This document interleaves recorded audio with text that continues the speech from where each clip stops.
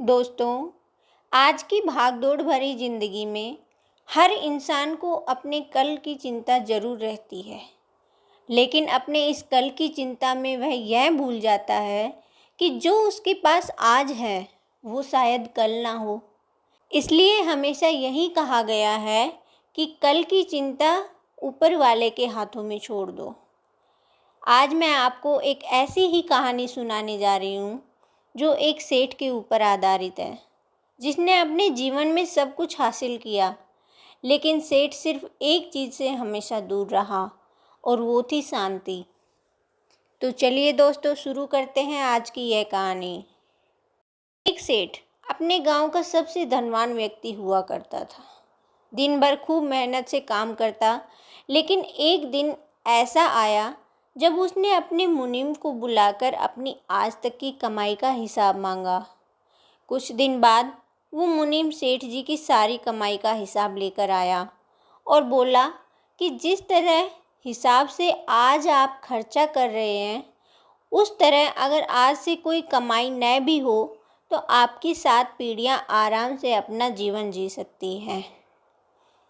ऐसा सुनकर हर इंसान को एक अलग ही खुशी महसूस होती है, लेकिन दूसरी तरफ सेठ जी यह सुनकर चिंता में पड़ गए। ऐसा सुनकर उन्हें अपनी 8वीं पीढ़ी की चिंता सताने लगी। देखते ही देखते सेठ जी चिंता की वजह से बीमार भी रहने लगे। उनका स्वास्थ्य हर दिन बिगड़ता ही जा रहा था, और यह सब अगर हो रहा था तो उसकी वजह थी 8वीं पीढ़ी की चिंता। तभी एक दिन सेठ जी के पास उनका एक दोस्त मिलने आया। सेठ जी की हालत देख उसने उन्हें एक उपाय बताया और एक पंडित को खाना खिलाने के लिए बोला। सेठ जी तुरंत घर के पास रह रहे एक पंडित के घर खाना लेकर गए। तभी पंडित ने अपनी पत्नी को आवाज़ लगाई और बोले कि सेठ जी हमारे लिए खाना लेकर आए हैं।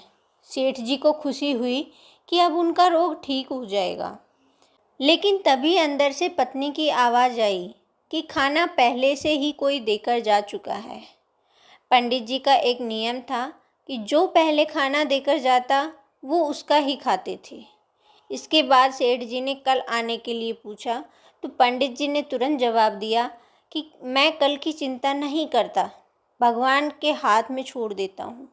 यह सुनकर सेठ जी हैरान हो गए और फिर उन्हें समझ में आया कि कल की चिंता करने से खुद का ही नुकसान है। इसके बाद सेठ जी खुशी खुशी रहने लगे और अपने आज का आनंद लेने लगे। इससे ये साफ हो जाता है कि हम कितना भी भाग लें, कुछ ना कुछ ज़रूर छूटेगा ही। इसलिए कल की चिंता ना करें और अपने आज का आनंद लें। धन्यवाद दोस्तों।